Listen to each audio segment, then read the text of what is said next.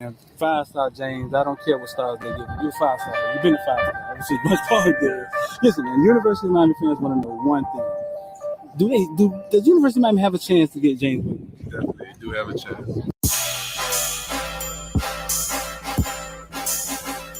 Welcome to South Florida. Yeah.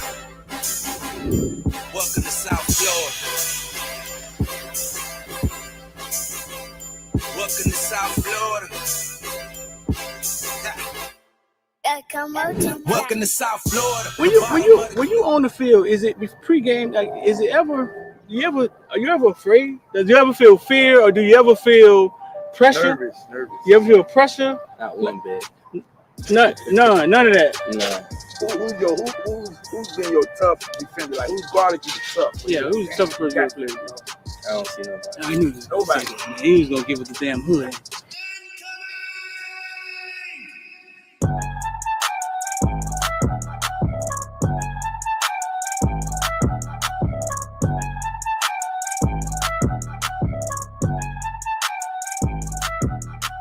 That's what I'm for. I'm a playmaker. I love receiving. I love to catch the ball. I love to go over people's head. Yeah. You know, so I just gotta do what I do. University of Miami, they land you, and then they land the number one. We call him football player, number one player in the nation, James Williams. Yeah. Both playing the same position, right? How do you envision that working? Are they telling you how that's gonna work, or? Well, I feel like me and James two different safeties, Uh huh. and I'm more of the ball hogging safety. He's more of the rangy playing, like you couldn't say like in the box spot, like a striker position, strong safety. Right. And I'm more of the free safety. So I already know in practice that's gonna just build great competition, and when the game comes, it's gonna be easy. That's what's Because I up. know we go hand in hand because it's like we're the same person. Right.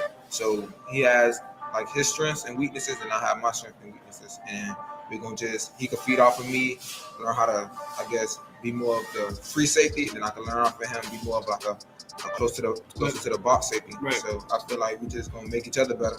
Yeah, James played free safety. He wanted to play free safety. He was big on that. But James don't never be back at free safety. James be closer to the line than linebacker sometimes. You know what I'm saying? But Yeah, that's just him yeah. helping his team win.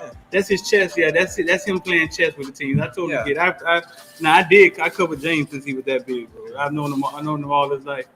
I just feel like every time it's just man on man. If he wins the battle, then that goes to play. He doesn't break on the run, or if this person like doesn't take that step, or certain things. It just, I feel like you beat your man every play, Right. you got the best chance to stop any team, or vice versa. Yeah. Yeah. 5-star. Lean loyalty. 6'12", 276 pounds. Yeah. And like after that, I just started going crazy. Tackles after tackle. Yeah, the first play was like a tackle for loss for like 6. Yeah. No, they didn't touch you. Like, Yeah, like they did. explain to me, though. Like, what is that about? Like, how do they not? You 6'5", 300 pounds. I mean, Is it something? Is it a swim move or something you do? Like, they don't see you? You're teleporting? What's going on? I'm too fast for long. They don't realize you that fast when the game starts. Like, I'm gonna be the best player on the field. Like, I just gotta show the world. Like, I'm the true 50. I'm the next 56 up. The next. I'm gonna just go crazy this year. Like, show people like, wow, at 56. Like, show them like I want to take care of my mom. I want to put in a big house, stupid cars, big pool in the backyard. Put on for my brothers, my nieces and nephews, like coaches. I think all of them boys for like having me here at this like position that I'm in now, cause like it took hard work and dedication. Without all of them to guide me in the right path, I wouldn't be here today. So I think all of them for like helping me out. Like, yeah. It's gonna take 3 motherfucking days, and that's what?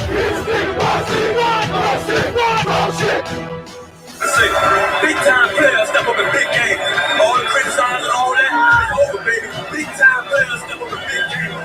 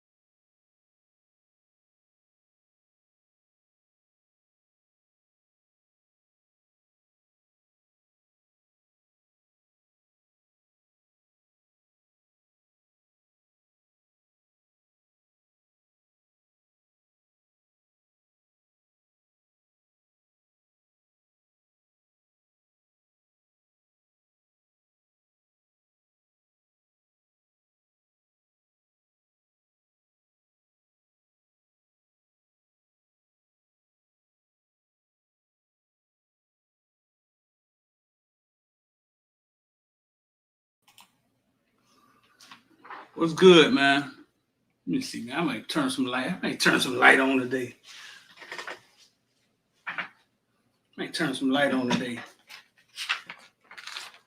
Listen, man, I'm gonna let y'all call in today, bro.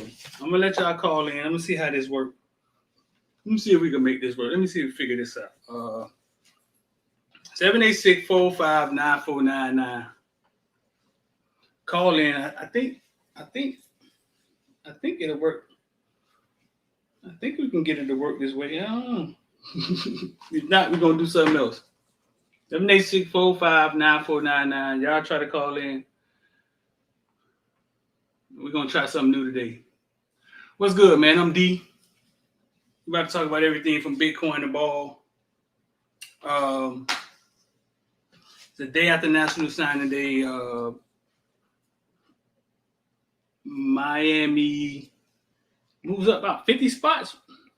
They moved up about 50 spots. That's a lot, dog. Miami just picked up real fast. Miami just picked up a kid, Terrell Walden, out of Orange County, out of Orlando, Florida. Terrell dad played for the University of Miami. I think he's out of Miami Edison. Real fast guy. Running back Terrell Walden, Miami just picked up out of the Orlando area. He's gonna be a preferred walk-on. It's another running back. Listen, man, I said I was gonna show y'all, man. We had a spy option that went up today. Went crazy on after hours, so we should be straight in the morning, man. If y'all want to get involved with the stock market, crypto, if y'all want to get involved with some of the NFTs, like I said, we're getting to the NFT spot and into the NFT. We're getting into the NFT market. Y'all want to get involved, ILD Squad, 786-405-9499. I'm going to pin the link. I'll put the link right here.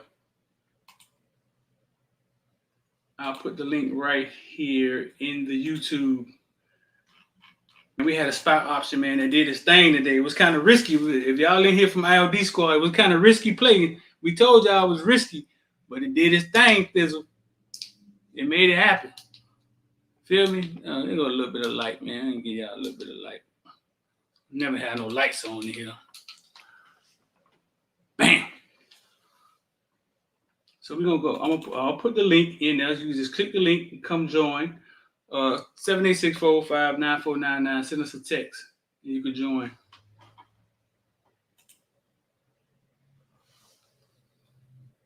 Shout out ILD Squad, man. There it is, Hurricane Kilo. Shout out ILD Squad. Let's see.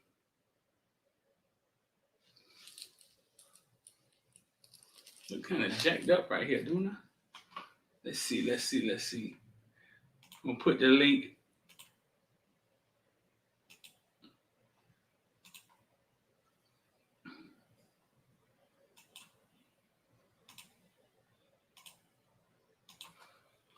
Let me know in the chat, man. Where y'all boys from? Let me know what city y'all from in the chat. I'm trying to see how far out we going. We're starting to get people from new. Starting to get fans from everywhere jumping off of here. Let's story back.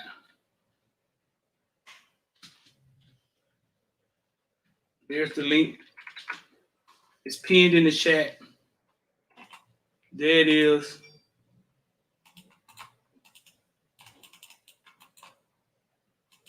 Bomb. Run that. Jacksonville, Florida, Orlando, Florida. That's what's up.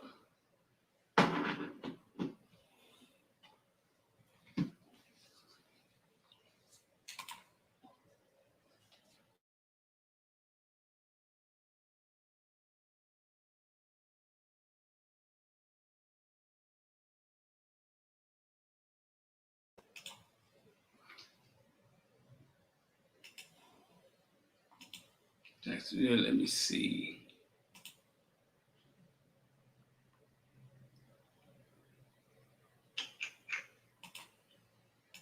Let me see where y'all from. Alabama, Niceville, Florida, Douglas, Georgia, Maryland, Southport, North. Y'all boy, I'd be so proud of myself when I start seeing y'all from everywhere, dog. Boys from everywhere. Georgia, Southport, Detroit, Alabama, Cashville, Tennessee. Young Buck just got arrested for baking his brother and his girlfriend window. Ain't that for Young Buck? Ain't that for Buck? What the name was? Buck Wild, Young Buck. Ain't that for Young Buck from Cashville, Tennessee? Ain't that where Young Buck was from? So there go the link right there, man. Y'all want to get involved with crypto, NFTs. This is no way too late to try to figure out what NFTs are. You be all late behind the power curve. You ain't buy none when they was $200. Now they $2,000. Kathy Woods today say Bitcoin will one day be $1 million by 2030. So if it's going to be $1 million by 2030, that means it's 500,000. Whatever, man. You get in now. You got a little bit of paper. She said it's going to be $1 million. Kathy Woods, go look up.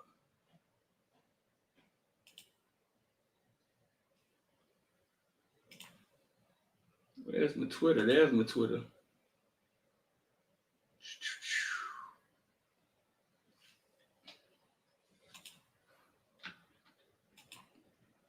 Man, we live. Twitter been lit lately, dog.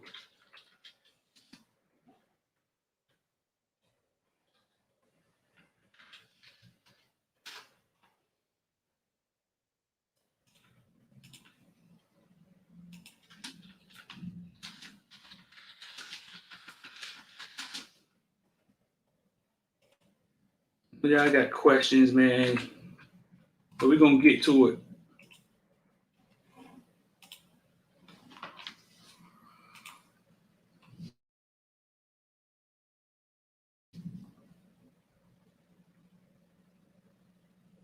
Man, you say your old lady called.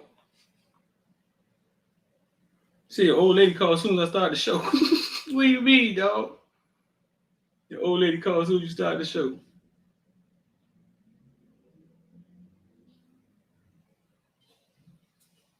Seven 786-405-9499. Somebody call in. I'm gonna see if I can use this new call in thing I got. See if I can make it happen. Shout out to Edge, the best tasting energy drink in the world. When Edge gonna be huge, dog. Y'all gonna be saying, man, Streety was the first one put us up on that Edge.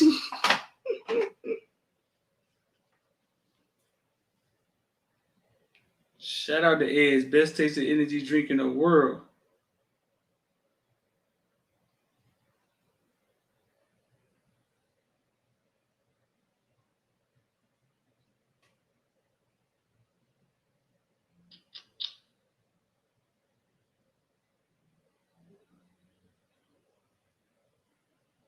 Let's see.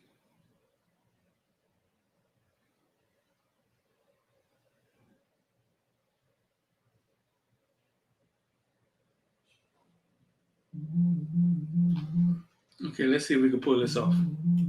I don't know if it's gonna work.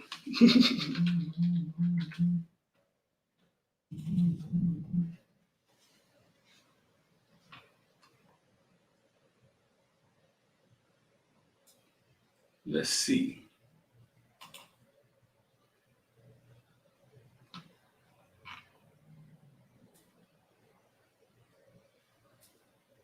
Oh no, that didn't work. Let me see if we can have your browser man prevent calls from ringing. Change your browser setting to allow voice calls in Google to play sounds. What?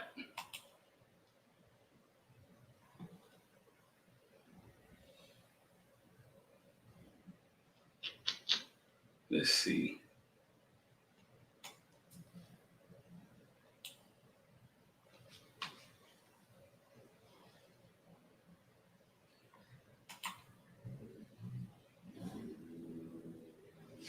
Whoever just called, I'm gonna try to call you back. If not, we're just gonna do it the old way.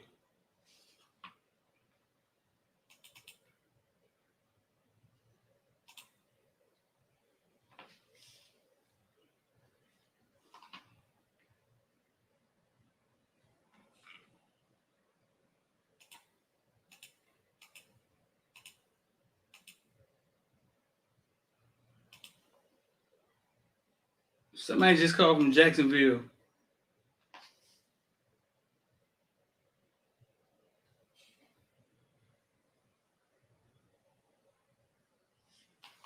Let's see if we can call you back. 383. Let's see. Trying some new shit today, huh?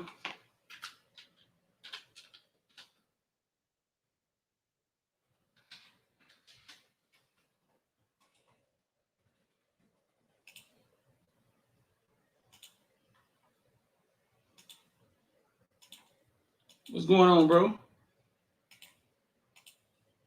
Let's see if we can. Let's see if I can get you in here, man. Okay. Huh? You can What's get going me in on, there. bro? Y'all give me a thumbs up if y'all can hear him, man. Let's see if we got something going on. Y'all can hear him?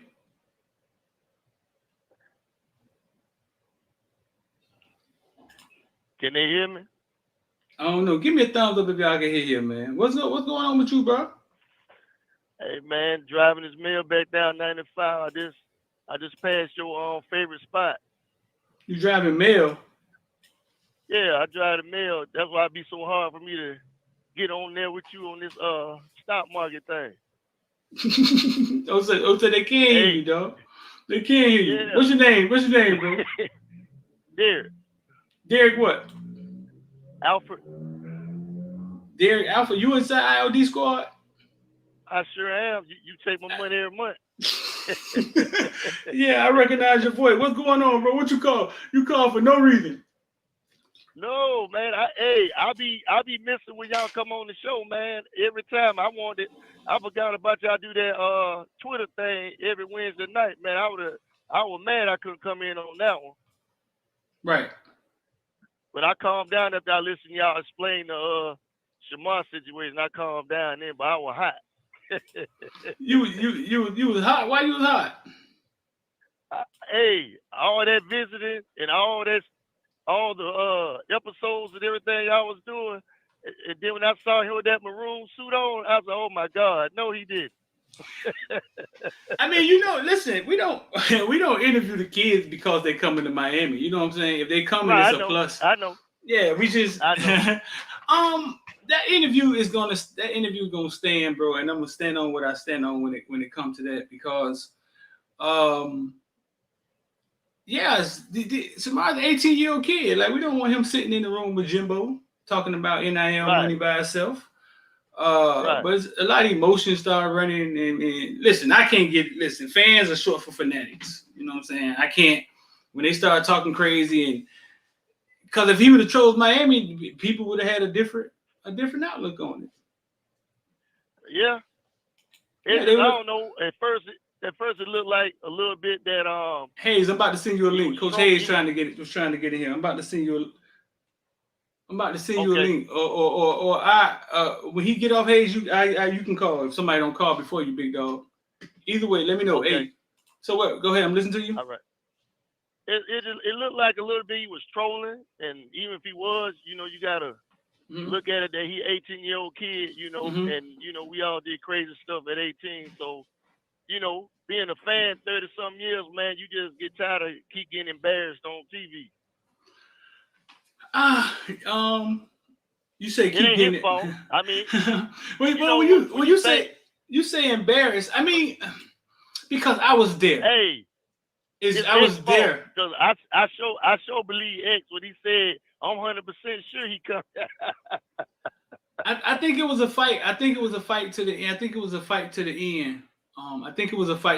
And I know it was. Miami was calling him as he was walking in the door to the building. It actually got a little testy. It got a little frustrated between the two. You know what I'm saying? But at the end of the day, Texas A&M landed 6 other set 5 stars, right? Yeah, that was beyond incredible. I mean, the optics. But me and you around close to the same age. The first thing came to my mind, which I don't want to do, put them on blast, whatever. The first thing came to mind was that Monero was real good from them oil people down there, but now, dog. I mean, all I'm saying is, and I'm not going to keep trying to convince y'all, because when you're thinking with your emotions, you can't think straight. Right. You know what I'm saying? If Shamar comes to Miami, Mo is a great guy. You know what I'm saying? He didn't take a bag. Yeah. And Texas A&M fans will be saying the exact opposite. That's Mo fat ass. Mo did us in. Listen, bro. Listen, I'm not finna keep trying to convince y'all. That boy got to make the ultimate decision, no matter what Mo say. He still got to make his own decision. Yeah, so I mean, all the venom is just coming from emotions. You know what I'm saying? That's where all the venom is coming from, and I get it. And I mean, I can't go back and forth. But when people use words like trolling, a lot of times, man, I'm gonna say bad optics. Like when I look in these kids' eyes, man, if I had to take a guess, bro, and I know y'all crazy ass ain't gonna understand this or get it, but him putting up that University of Miami stuff at the end, right? Yeah. See, the only thing y'all give a fuck about is what school he go to. Right. Right? He gives a fuck about this my city. Right. The better decision might be Texas A&M, but damn, I love my city. You know what I'm saying? And I don't want my city to not think I love them. How does an 18-year-old kid show, you know what I'm saying? Show gratitude. How does he do it when he knows nothing he does in this moment is going to matter once he say Texas A&M?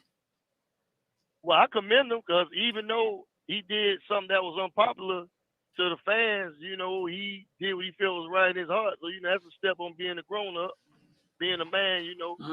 You got to please yourself first. So, you know, Jimbo had his hands on him for a long time before Mario came into the fold, man. I was just that might have been the first time I followed X, and X was wrong on that one. Dog, because listen, bro, listen. Let me take these glasses off. In this recruiting game, and in this predicting game, predicting recruiting, predicting coaches, man, when we first started, I told X, listen, bro, I don't want to be known as that because we're going to be wrong. There's going to be times where we're going to be wrong. Spending a day with them, watching them, you know what I'm saying? Dog, sometimes these decisions come down to the end. You know what I'm saying? Yeah, that one did. I mean, sometimes they do. They come down to the end. I may have in my mind, God damn, boy, Georgia got some shit. They look good. You know what I'm saying? They look good up there. Right. But then you got Miami fighting. Hey man, listen, we could do this, we could do that, do this, do that. And they fought to the end. Well, I'm gonna tell you what really get at me, because even that, I noticed every time, and I mean, you know, when Mario came and excitement came back, and you know, a whole new regime, they start doing things the right way that we should have been doing 15, 20 years ago. Soon as we start getting on the right foot, they got doing Saban come down there and poach T-Rob, and then god dang it, right after that, Georgia come grab I forgot old boy McClendon. You know, and I'm like, you know, because I'm from Atlanta. I was born and raised there, but I moved to Jacksonville 20 years ago. So I grew up right the road from Athens. I'm from Decatur, Georgia, and my wife, she's from Tuscaloosa. So I grew up around, you know, both of those programs, man, and a lot of my high school classmates played at both schools, man. So Georgia, my number 2 school, but when I saw them cats getting off that plane back in them 80s, that Miami became my new team after that, man. So, you know, I'm glad, you know, for both, you know, for Georgia, you know, winning their thing, but, you know, I'm still came first, man. And I'm just sick and tired of those two teams in the SEC schools, period, just henpecking, stealing everything out of Miami, man. I'm just sick of it. Even though I know this probably be the last year taking bumps and bruises. That's what I'm saying, bro. Like, Rome wasn't built in a day. I mean, what Mario did, dog. I'm with Shamar, and we shooting, we hustling, and I'm seeing these names come across the feed. I'm like, damn, we got Citizen. Damn, we got Moten. I'm like, hey, that's what Citizen what made me happy, man. Because I was watching that boy highlight when Coach Hayes had his highlights on the other day, and you know, like y'all said, I didn't even have no idea he was even considering, because you know a lot of those teams or kids come from them SEC areas. They normally go with the SEC area, especially, you know, it's hard to pull a good athlete out of LSU, you know, from LSU out of state of Louisiana anyway. Right. you know, that cooled me off a lot. You know, when Shamar, Right. the Listen. boy from Oregon. Go ahead, listen. We sitting in the kitchen, man. Maybe 45 minutes. Right. Before time to go to ceremony. I say, Shamar, how many times have you been to Miami? He said, since I was a freshman. He said like 20, 22 times. Man, my jaw almost dropped. Well, what the hell happened? Exactly. Exactly. Right. He said he'd been there 22 times. I said 22 times. I said, why did you keep going down there? He said, so he wasn't being recruited until. So he wasn't being recruited until Mario actually got there. Basically, what he said. Well, and he said, I said, so why did you go down there? It kept going. Like the campus is small. Like, why did you keep going? You know what I'm saying? What is? And I'm not sure what goes into those visits. Who knows why he kept? But he just said it was close. They was asking me to come, and you know what I'm saying? Maybe they like how they get treated on the visits. I don't know, but that in itself, right? Was open. So if he'd been down there 22 times, right, we should be able to close him, right? That's an understatement. Yes, we should be able to close them, but we Miami have our own issues. Our coach get fired. We ain't got no DC, no OC. Mario come in. He trying to change stuff. We lost one. This is South Florida. We got Najee Kelly. We stole Cyrus Moss, and we lost one. And this is the one that everybody want to cry. We're going to lose kids every year because there's too many of them. Well, you know what it is, 3-2. Now, if Moulton was a 5-star, how they was portraying him, and Cyrus Moss was a 5-star, they was putting him out there, and he was from the crib down there, you know, maybe that might have been somewhere too, man, because I'm talking about he was the most high-profile athlete left on the board, and he was a 5-star coming out of Miami. You know, it's not rare that you just get a 5-star D lineman like him and Leonard Taylor, you know, coming out of there back-to-back like that. So I just thought for sure. And when Mario said, I'm making you my top priority, I just thought for sure, you know, we got him. We don't get nobody else. And it was ass backwards. Listen, man. Listen, man. I can't reason with the fans and some of the people in the comments because y'all too emotional. But if I had to if I had to just say what I thought it was that I keep saying it. I think Texas A&M setback. The NIL started. We started jumping out there, De'Aaron King, and I think Texas A&M sat back and said, you know what? We're not finna beat Florida State, and we're not finna lose. You know what I'm saying? We're not finna lose Travis Hunter to. We finna get to we finna get to the business, okay? Right. We finna get to the business, and fuck it, it's on now. We're gonna give these kids what they worth. So if it's an NIL deal, we're gonna give them what they worth, and we're gonna set it up like this, and 4 years like this, and this is just me. This is just me. What I'm hearing, putting things together. We're gonna get them what they're worth. We're gonna set it up the way it should be set up. We're not gonna wait 5 years from now for Coca-Cola to get involved. You know what I'm saying? Right. No, we got the means to do it now. Let's get these kids what they worth. Let's kick ass. You saw Jimbo say, we're going to be here. We ain't going nowhere. He said that with a lot of confidence. Right. You know why? Because he know they got to the business. They don't beat everybody to the punch. Yeah. You know what I'm saying? And people going to have to catch up. What the fans need to realize, too, the guy who's spending the money on the kids right now in Miami, that's just one billionaire that's trying to change the program. The other billionaires ain't even been named yet. That's just one. Yeah. The lawyer who everybody talking about. Yeah. And they have a lot more. I'm gonna let you go. All right, you good, bro? You good? Okay. Yeah, I'm good, okay. Man. Hey, I'm gonna call you tomorrow about that IOD, man. IOD, man. Listen, man. IOD squad, you be in there sometimes talking, man. Do you like it or not? Yeah, hey, the best thing I ever did, man. I just need to get in there and get my money on this thing and start handling my business. Right. You know, that's all I need to do. When you first put it out there, I jumped on it. Right. And this ain't no infomercial. Ain't nothing like that. No. You know what I mean? Man. Hey, it's rare how people talk about financial literacy, man. So, you know, if they don't want to pay attention, man, they're just gonna be left behind. I ain't trying to work the rest of my life. Tell them again. Appreciate you, big homie. Yeah. All All right, right, Devil Dog, man. Y'all Yeah. take care. All right. Yeah, man. Yeah. So I just think they got to the business, the NIL business. They got to it first. You know what I'm saying? They got to some real business first. And everybody else just gonna have to catch up. I mean, it shows. Look at their class. Everybody, look at the class, the highest rated class ever. I can't, you know what I'm saying? It's not my job to convince y'all what's going on with Shamar and Mo and the family. You know what I'm saying? I mean, we shot some behind the scenes stuff. We got some plans for it. And we'll go from there.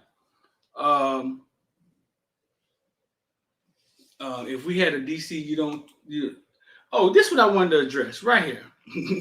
Smooth in here talking trash. We need to upgrade our facility. Smooth. Mario been here 2 months and pulled a number 14 class.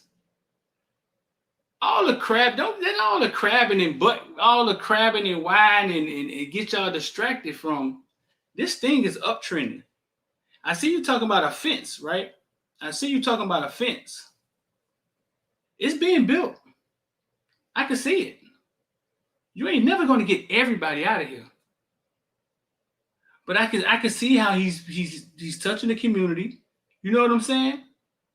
Shamar them was impressed with the billboard thing. They was impressed with the billboard thing.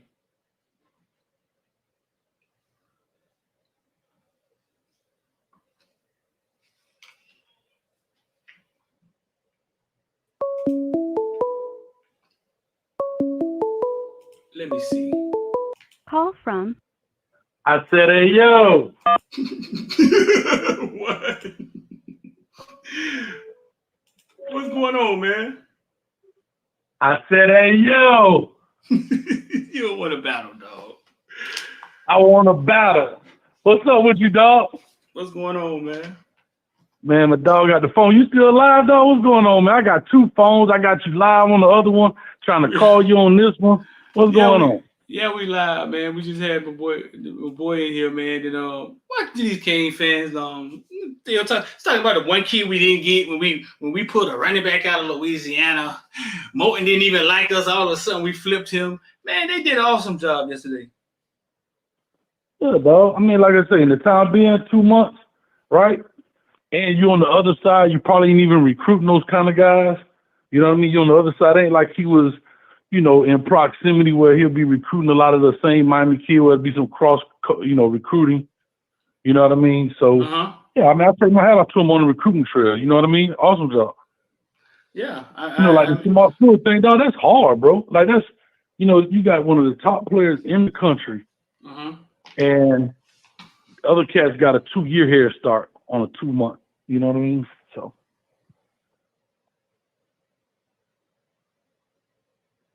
Hello? I'm here. You said what? Yeah. No, I was saying that, I was just saying, like, those other schools, you know what I mean? They had a 2-year head start when he only had 2 months. So it would have been hard to flip a young man like that. And at the end of the day, he made a statement at the end, and it made a lot of sense, right? A lot of people are not talking about that. Like he said, I'm not here to harp on it, but he just simply said, hey, man, y'all guys just got a DC. I don't know if I can trust that yet. And these guys got established, staff already. And that makes a lot of sense to a guy of that caliber. You know what I mean? Right. I mean, that does. Yeah. Because you got to remember, the ball was in his court.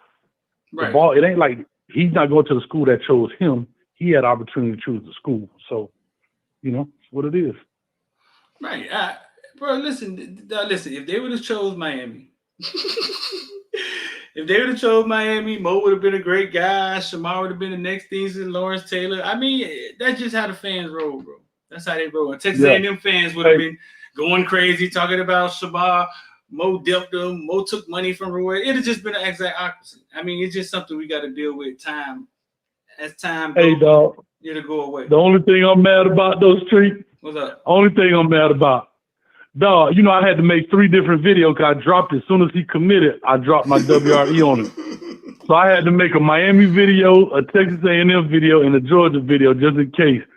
You know what I'm saying? So I'm ready to click. As soon as he, hold on, listen. So I'm in the class, right? Check this out. I'm in the class. I got it loaded up. I got the shorty. They fired up. They got the U up in the air, right? I got it playing on the screen. He pick up the Miami hat. The shorties go nuts. They like, Coach, hit the button. Hit the button. Because I'm like, yo, when he do, he got to hit the button. They knew I was going to upload the video. I swear to God, I almost uploaded, but when he threw his hand up, it was like, y'all quiet down. I'm like, no. Right. And then I had to hurry to switch it to the Texas A&M video. But I get it, man. It's all good. I just hate the fact people just bashing the kid. Man, he is shorty trying to make best decisions for himself and his family. And we call him a traitor and all that. It's fans, but then that's bullshit. I know Mo made a statement. I haven't said anything about Mo. You know what I'm saying? But we sat down at IHOP yesterday morning. He made a statement, and I saw it in his eyes. And I got what he was saying. He was like, man, I've never done something, tried to do something right for somebody. And so many people look at it wrong. You know what I'm saying? Yeah. And I said, bro, that's only because you focusing on the asshole that look at it wrong. Focus on the ones that appreciate what you're doing. And I saw it in his eyes. It was like, man, I stepped up because a kid needed somebody and thought I was doing the right thing, and now it's turned into. But you can't really listen to the naysayers when you're in a position like that, because you can't really listen to the noise, because they emotionally want you to do what they want you to do, and if you don't, you everything but a child of God. Dog, I mean, and you know what? That's Miami, but that's every fan base. Dog, soon as Jack Pipeburn was on campus, Jack Pipeburn, the next this, the next that. As soon as he went to Florida, F Jack Pipeburn. He going to 3-star U. He can't play. You know what I mean? And think about this kid. He grew up going to Florida games, and he finally gets the opportunity to go to Florida. Right. You want him to come there. We want to get everybody, but. You know, and then big shout out to Mo, right, for stepping up in there. And I've been in that situation too, man, where people feel like you can relate, Hayes. You can relate, No, I've been through that in a sense, like I actually had to talk to somebody. Now I talked to a real close friend of mine, and she was like, "Hey, you can't worry about that. You got to worry about what's going to help this young man get to where he needs to go." You know what I mean? Yeah. And that's because guess what? It's a decision that has to be made, and you there to guide him. And my thing was, like you said, people be attacking you and this, that, and the other, and da da da da. But bro, it's almost like he turned into kryptonite. Shoulder, hey, tell him, boy, Mo need a shoulder. Tell him I got a big one, boy. Because guess what, boy, you could cry on it because it's full of stories. But I'm just saying, yeah, man, that's big. Nah, you got to focus on the people that's with you, man. I get it. I get it. We're talking about fandom. We're talking about sports. We're talking about emotions. You got to focus on the people that's with you in that moment. Like, you got to focus on the people that's there to support you. I know. Yeah, I mean, yesterday was tough, bro. I mean, it was tough for them. It really was. But this is sometimes why I like stars and movie stars and people who are on these platforms. They come across as cold to you, to the fans. You know what I'm saying? Because you can't shake enough hands. Mayweather can't shake enough hands to somebody say, "Oh man, you're sorry ass, you ain't fight." Blah blah blah. Nah, you right. They treat him like he's not a person. Mayweather got there and signed. Listen, Mayweather trying to get out the ring to the dressing room. He done stopped, shook hands, signed 100 autographs, but the 101 person mad. Right. Man, that nigga tried me, dog. He looked me right in my face, dog, and walked off. But damn, I just signed 100 autographs. But see, when people tell that story, they ain't gonna say, "Man, I understand the dude. I was 101, dog. That man signed 100, and he just finished getting hit upside the head." You know what I mean, or whatever. You know what I mean. So you can't please everybody.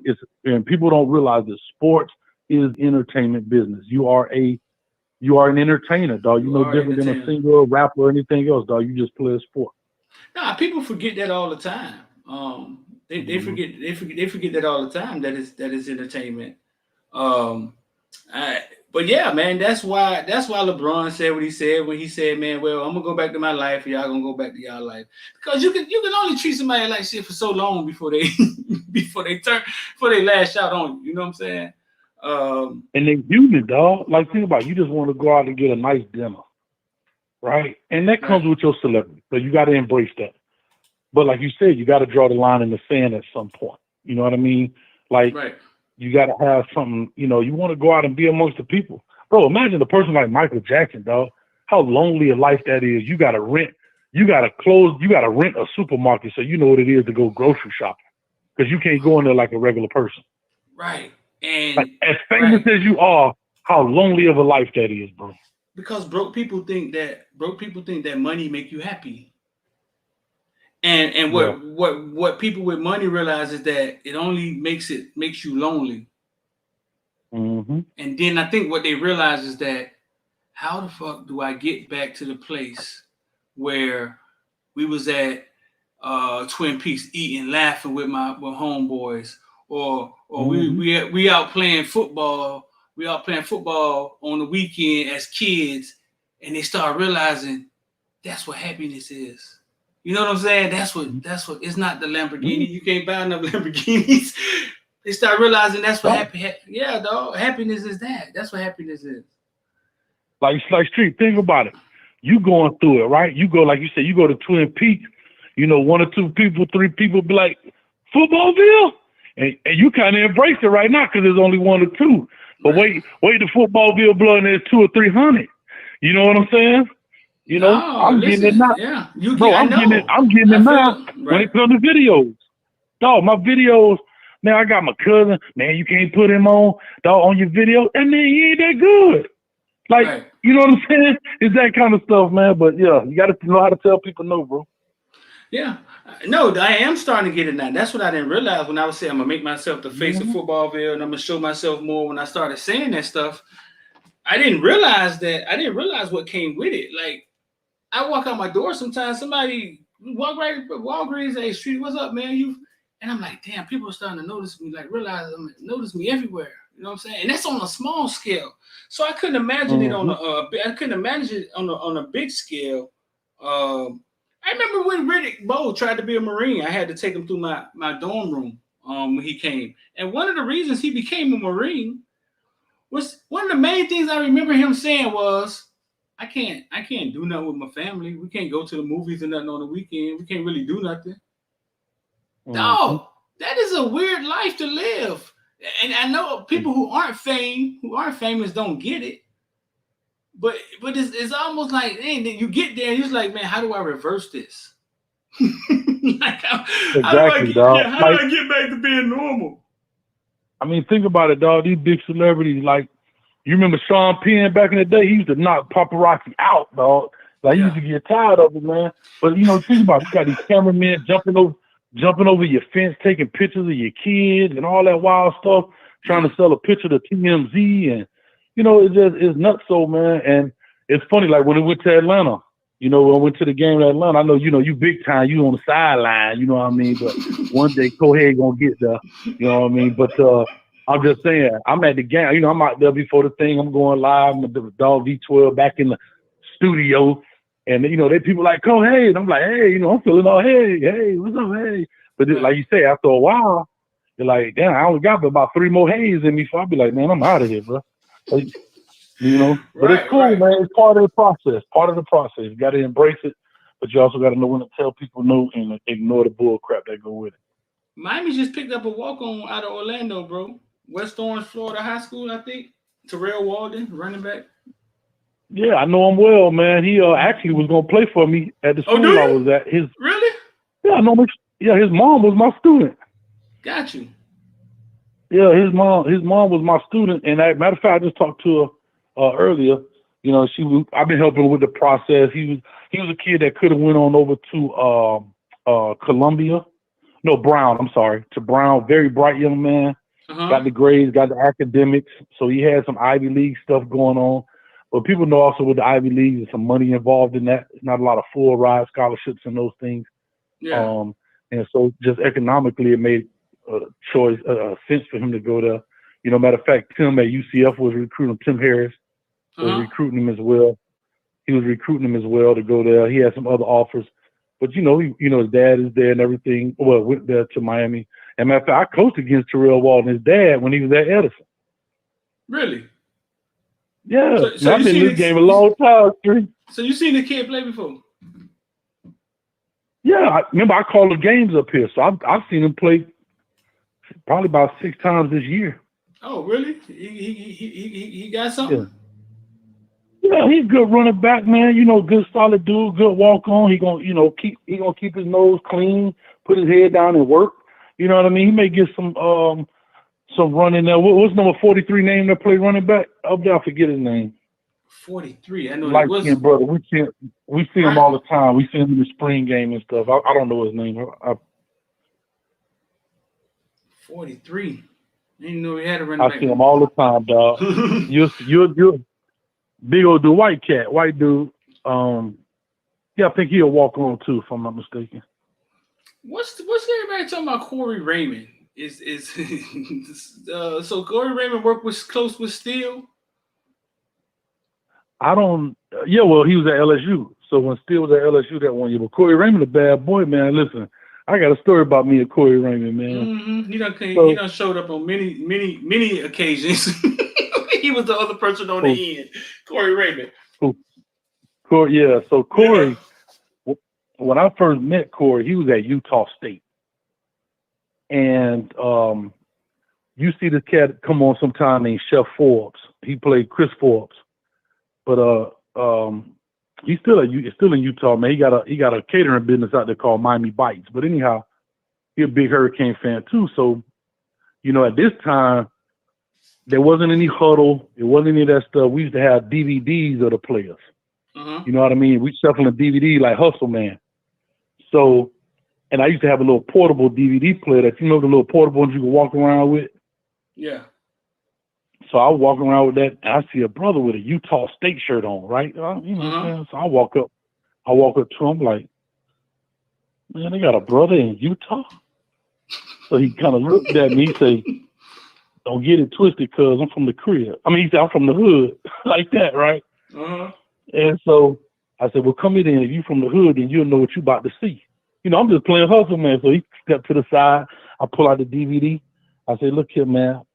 I got running backs, I got DBs, I got linemen, I got quarterbacks, and I got wide receivers. What you need?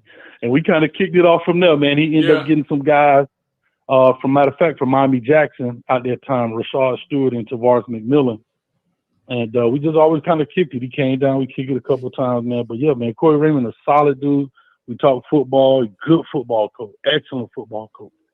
You know, so. Nah, man. So what you paid attention to the class yesterday? Yeah, man. To be honest with you, I'm gonna tell you what's so crazy. They had this doggone state testing yesterday, man. So I'm in here breaking all type of rules. I don't even know if I should be saying this, but I'm breaking all type of rules. I got my phone. Like I say, I had my phone. Luckily, Shamar Stewart, he committed at 1:30, dog, during lunchtime, so we could get a little loose with it. But man, I'm looking on my phone. I'm watching 247 at CBS Sport. But yeah, man, like I said, I saw some of it. You could have texted me, man. You could have texted me halfway through the day. You could have texted me halfway through the day, though. I had an answer for you. I just didn't know how to break it to the people in the members in the group, in my group me, the members in the group me. I was gonna let them. I didn't know how to break it to them, dog. I didn't know how to tell them. Halfway through the day, I knew what time it was. I started to text you.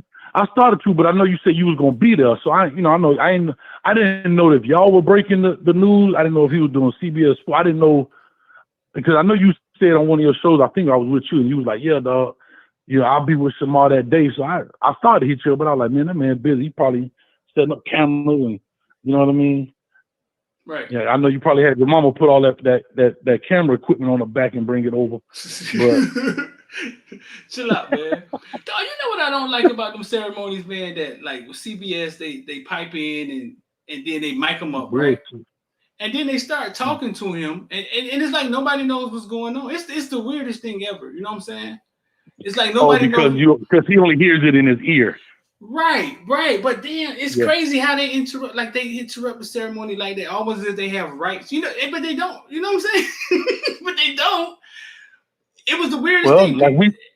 Go We ahead. talked about this, Peter. We talked about it. We got to be the ones.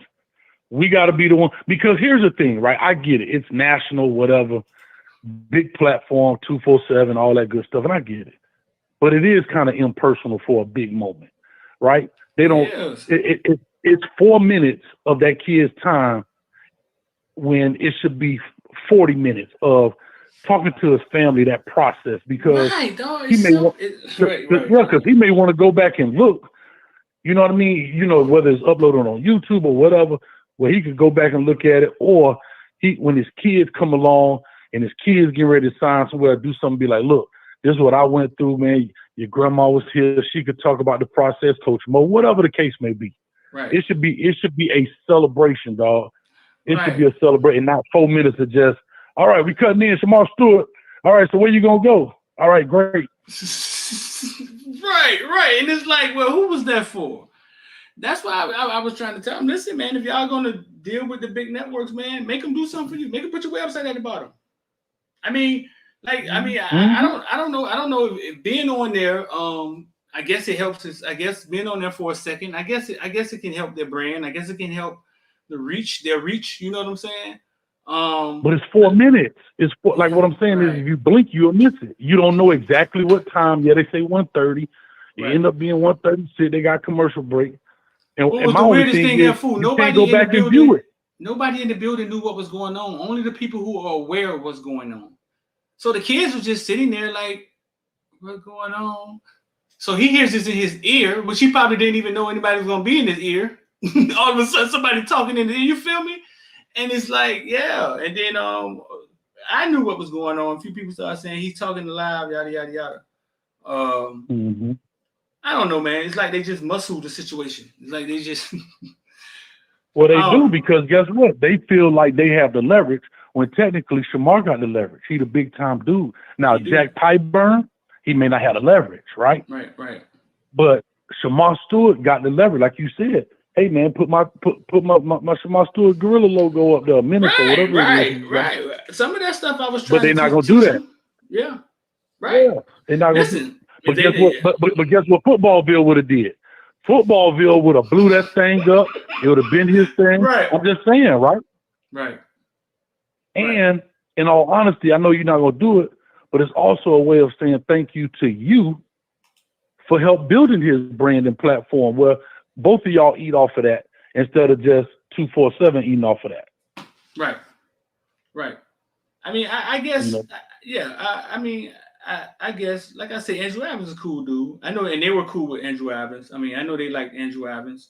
But yeah, dog, it's just weird. We talked about that before it happened, and it's just weird how that happens. It's like, damn, fool, like, this is your moment, but they don't give a fuck. They're like, it's savage time. They don't care it's his moment. But we do. We do care it's his moment.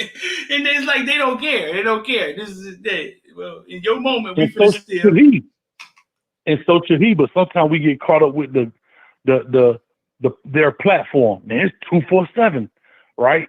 Mm-hmm. When, man, I want my mama to know, or like, I know his family situation may be a little different, but just for example, man, Mom, how do you feel about this choice? You know what I mean? Mo, how do you feel about this choice? Huh? Right. No, but I'm just saying, like, it should be part of the interview process after he makes his decision. Mom, how do you feel about him going there? This, that, and the other, da. What was the conversation like when y'all talked about it? Embrace this whole celebration instead of 4 minutes of just a snippet. Nah, it's just what we want, and we out of here. That's it. Right. No, right. That's On it. to the next. Yeah, we out of here. We out of here. Yeah. Maybe we'll figure that out, bro. Maybe we'll figure that out in the near future, dog. We gonna get it, dog. I'm trying to tell you, we're gonna be breaking, man. I'm telling you, Streeter, we gotta do it, cuz. What did Florida do yesterday? Did Florida do something in recruiting yesterday? Florida got some gangsters, dog. I ain't gonna lie. They did? Oh, speaking of Florida, right before I called you, bro, I was on some Twitter space called Gators versus Canes. They can know. When I say they wild, dog, I'm like, they wild. They end up, man, they got some ladies in there. They diehard Georgia fan. They end up cussing out Kirby Smart, talking about he a wussy because he crying. Blah, blah. Man, I'm talking about some girl, they started talking about they downstairs part. I trying to curse on your show. But really? boy, Hey, hold up. How I can't curse on your show when you the GOAT, my man? You had You can curse. Madison on your thing, bro. You can curse. But I know, man, but I just respect respect people's platform. They were live like that. Bro, so you said curse. She talking about, well, you can eat my pussy then. And this, that, and the other. I'm like, God dang. And your boy Big Smooth was enough. And she was like, fuck your pussy. I'm like, oh my God, but they going eat. That's But nah, it was fun, man. wild. It was fun. How you got in there? Yeah. The little notification. You know how does that Twitter space work? If somebody you follow in one of those spaces, it lets you know this person in the space, and you know. So Florida 19, like, they for did example, 19 like, rank, huh? number 9. Look at this, Florida number 19 in the nation, right? In recruiting yesterday, and number 9 in the SEC. This is crazy. That's crazy. That's crazy. Dog, the SEC got some. When I say got some gangsters, but Florida picked up some good cats, man. For that cat to be in the run late as well. You know what I'm saying? Like he picked up some big time dudes, man, as well. You know Wasn't Kamari Wilson a 5-star at one point? Man, that's such a shame, bro. That's such a shame. Even Shamar Stewart, he was ranked number 1, like you said. How I go down? Yeah, went down on a day off. Like and my thing is how. Yeah, I just Kamari Wilson ended up being ranked what, number 40? He's somewhere down there, like in the 30s, maybe in the 30s. Wow, what happened? What they saw? Bro, I don't. That's why, man. That's be my issue with the stars is it's so inconsistent. It's like the goalposts keep moving, and I'm not understanding because I seen some cats that can play, but there's some dudes on there can't hold a candle to what that dude's doing. You know what I mean? Right. Like, but again, man, who am I, bro? I'm Coach Hayes, man. WRE. Ellen V said you in here being ratchet, dog. Who? Ellen, your producer. Oh, Ellen. Man, where you been? Haitian Ellen? Man, Haitian Ellen she must be on Timber or something, dog. Haitian Ellen, Haitian Ellen said you in here being ratchet, dog. Hey, Haitian Ellen, it's another side of Coach y'all don't know about. Don't let that little smile fool you in that microphone. Man, Haitian Ellen, she my producer. She done took Filmler on me, dog. She done run her. She took what? That Filmler, dog. Shit, that's what is the family leave absence or whatever. She gone. She like, I'm out here, Coach. I'm looking at these comments. Nobody wants to hear from Mo. They paid Mo in chicken wings. I had somebody on the day. I woke up this morning. The first post Facebook showed me was somebody saying Footballville green as fuck. He got mad when that man chose Texas A&M. And I just ignored it, man. I was like, no, but that's crazy. Like, you can't do that. Like, see, and to me, if it ain't for Mo, forget. I understand we fans, dog, but that young man loses probably a lot of opportunities making bad decisions because we from what I understand, family situation may not be all that stable in that sense. Right. And I used to go through that same thing. Like when I had that quarterback, Kohei's going to Michigan. Kohei's doing it. Kohei's a goddamn YouTuber. Right. Right?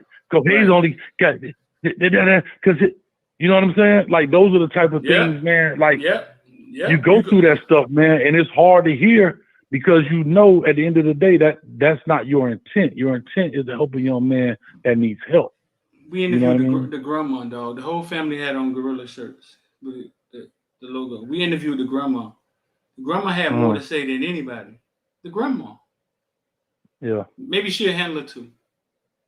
And that's what the fuck I'm talking about. You know what I'm saying? Yeah. We interviewed a family, dog. There was a little 1-year-old girl running around with the Shamar Stewart logo shirt on. We interviewed a family. I saw him on the side. I think that was Mo Family or whatever. Yeah, we interviewed a family that has embraced the man. You know what I'm saying? I met his mom yesterday. His mom was there yesterday, but she just seemed like I think they're Jamaican, and it's just like, this is not her thing. You know what I'm saying? Like, it's different, bro. Like, because that's not part of, I don't know if she came from Jamaica, but it's also a different culture. Like, I had an offensive lineman, Cuban dude. His mama told me he can't play football no more, coach, because he don't keep his room clean.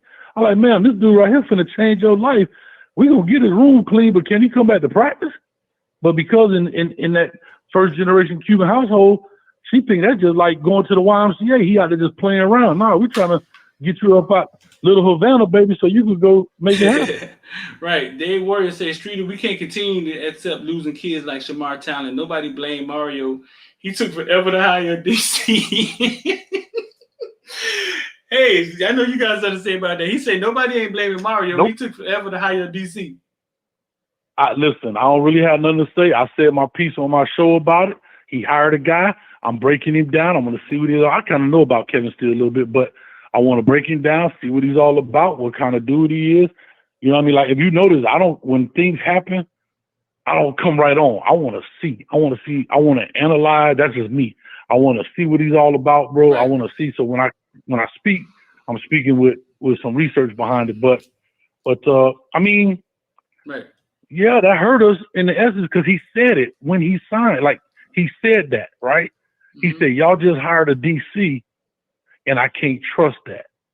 You know what I mean? Mm-hmm. And so that weight, you could tell, he didn't have to say that and just move on. But you could tell that weighed heavy on his heart and the decision that he made. It did weigh heavy on his heart. He was trying his best he was trying his best to basically say, listen, I'm still Miami. He finna be in College Station. I mean, he may get homesick. Yeah. Like, Miami, my home. Like he said, Miami gonna be, and I respected what he did. You know, I understand picking up the hat, maybe fooling people, and I know people don't like that. You don't have to disrespect. I don't think that wasn't his intent, right? He didn't try to disrespect. And the way he looked at the hat was like, y'all my home, dog. Like, yeah. But right now, I gotta step away. You know what I'm saying? Right, I gotta step away and do something better for me. Because look how he looked at the hat. He looked at it like he was looking at a person, dog. Like, and I think he almost wanted to put that thing on. I really do. But he was like, I gotta go with where I know and where I feel more comfortable at this moment, bro. Whatever Jimbo them did, whatever they did early in this process, made it hard for anybody to pull. Who was that? Whatever Jimbo them did, whatever they did early in this process, though, whatever they showed those kids when them kids came to visit was some concrete shit, fool. Recruiting, dog. Recruiting. And we got, listen, whatever that level they on, we gonna have to get there because that's where it's going. And that's just being real. Well, here's what I'm gonna say about Mario. He has that. He has what Jimbo had. What he didn't have was time in this class. Right. I believe that. I believe time. I believe that wholeheartedly. Yeah. No way he go down there 20 times and Mario the coach and him not a king. No way. No way that happens. If Mario's the coach last year, we get him. Right. I believe that. I believe that wholeheartedly. My thing is the moon and stars won't align so far as time for Mario in this commit. But we got a Reuben Bain coming, right? That's coming right behind this.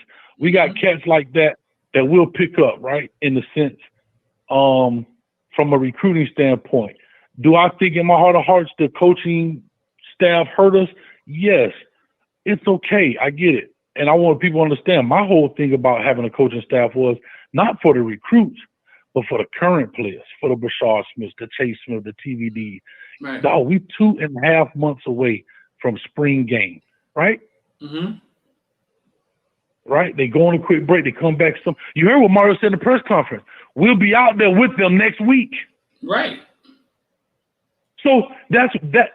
This is what I try to tell fan bases when people say, well, Coach Hayes, don't panic. I'm not panicking. I know how time frames work, right? Like, yeah, they're doing workouts now, but now the dead period start. You heard Mario said in the press conference. That's why he said we'll have a staff in 7 days. Because now you're going to be on the field with these guys. Right. Right. But he'll do a great job, bro. I'm telling you, Mario, he's going to get some big-time recruits. He's going to keep it close. He's going to get the cats from the crib. We're going to start getting it. We're going to still lose some, right? We're still going to lose some to the top premier programs. That's part of recruiting, right? It's more open now with the internet, more accessibility, all that Twitter. You know, before you had to call somebody's house and hope he was home. You know what I mean? So now, you know, you got complete access to a dude. You tweet him, you DM him, you instant message or whatever, FaceTime him. You know, there's more access to the player, so that way recruiting is easier.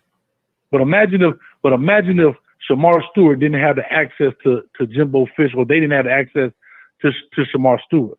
But yeah, he could go to Miami 22 times, like you said. Yeah. That's a shoe-in for the crib. Right. That's a shoe-in. Right. Somebody, listen, man, if the cookie come to your house 22 times and you don't bite it, that's on you. That's on you. That's on you. It's on you. Uncle Joey in the chat. What's wrong, bro? You've been drinking. These man just spamming the chat. Talk about Jimbo Fisher paid dummies. Streety, you know what Jimbo showed them players. Right. So listen, I hear what y'all saying, right? So all the colleges playing the same game. They playing the same game. They recruiting the same kids. Y'all keep saying Jimbo paid. They paid. Let me take these glasses off. They all playing the same game. All of them. Okay, so if they all playing the same game, I'm gonna say it again. What did Texas A&M show? What system did they show them kids? What contract? What, you know what I'm saying? What system did they show them kids to make them kids feel like, God damn, they serious? I'm gonna tell you a secret, Street, but that ain't a secret. People know this. So Alabama, when you start talking about big time stuff, where you not find ways to manipulate the system. So I go to Alabama on a camp, and one of the coaches, I'll leave him nameless, but he said, Coach, check this out. So we jump on the golf cart, we ride over. So we go to this building, right? My dog, Chris Young, go ahead. Say what now? No, go ahead. Chris Young funny as hell. We'll talk about it after. Oh, so we go to this building, beautiful building. We walk in. It's a hotel. So we go on the elevator, we go to the top. Guess what's up there? It's the penthouse. Guess who lives in the penthouse at the top of the hotel? Who? Mark Ingram, Julio Jones, the quarterback at that time. What was his name? I can't think of his doggone name. And one of the defensive linemen. A penthouse. But this is how they get away with it. It's on-campus housing. Right. It's not cheating. It's using your resources. You put them in the hotel, like they live it's on-campus housing. It ain't a crappy dorm. So you get what I'm saying? They just manipulating the system, and they got the money to do it. I don't think Jimbo and them cut them a straight-up check. Like, I don't think that's happening. Now, I ain't saying it ain't happening. I think no. But those are the type of things. But think about it. Them the kind of things where you can say you go to college and we talking about how crappy our dorms was. This dude got a penthouse. Marvin said it on the Twitter space last night. Man, he said, man, Texas A&M dorm room look like something out of Cancun. Yeah. I mean, so that's all I'm saying. Like Chris Young said, our bag man was too busy arguing with dumbasses on Twitter. Chris Young is getting warm. Okay? He's getting warm. That's why I fuck with him. You know what I'm saying? But remember, he's getting warm. All right? Now y'all thinking. You know what I'm saying? Listen, whatever they showed them was concrete, and it was systematic, and it was for show. You feel me? It was convincing. All I'm saying is this: they got there first. We coming. We right behind them. Because what they can't duplicate is South Florida. They can't duplicate Florida. They can't duplicate the recruiting bed. They can't duplicate. They can't do that. They got to build waterfalls and make the rooms look cool. They have to do that. Correct. Yeah, they have to do it. You know what I'm saying? They got to do it because they can't duplicate the city of Miami. They can't duplicate the kids that the recruiting that's right around Coral Gables. You just walk out the door and you go see Najee Kelly. And you know what I'm saying? They can't duplicate that. So you fight with what you got. And you know what's funny too? Like I said, because recruiting has changed from even when I started. The 7-on-7s and the trips to all these colleges and all these Nike camps and all this stuff gets them exposure to these universities. Back in the day, just take Terrell Walden, for example, right? The young man, his dad. At Edison, what he saw at Miami, he thought was everywhere. Right. So why? So the question is, why would I leave And then you have to remember this too. TV, streaming, cable gets more football games on TV. When that used to be a big deal. Like, man, my mama get to see me play every game, at least 6 times a year because we got to travel, but at least 6 times a year she's going to see me at a home game. Right? Right. All of those things have played a part into the recruiting process where those become kind of non-factors. Mm-hmm. You know what I mean? Like your mama watching you play. Man, we can get any game. We getting Division III championship games now. You ain't never seen doggone Mammoth playing and all that stuff, But right. But I'm just saying, so those things that used to be a big factor in recruiting are very small factors now, right? Right. Planes are cheaper now. Yeah, we on Southwest. You on Spirit Airlines for $33, when before a flight used to be $300-400. You know what I'm saying? Right. I used to fly to Michigan round trip for $63, dog, on Frontier.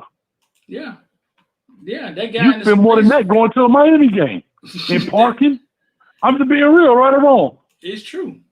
Mm-hmm. That guy in the space was asking. And listen, man, IOD squad, y'all want to get it down. The number scrolling at the bottom. The link is at the top of the YouTube. I think we only own YouTube right now, so the link is at the top of YouTube, man. Come learn about NFTs and crypto. Hayes keeps saying he want to learn about Bitcoin, but he don't want to learn about Bitcoin. Every time I call him, all he want to do is talk about midgets and lace fronts. That's all he want to talk about when I call him. He don't want to learn about no cryptocurrency. And fake lashes. We finna get into this NFT space, man, and the people, the members and stuff. We're gonna give them a chance to get into it with us first.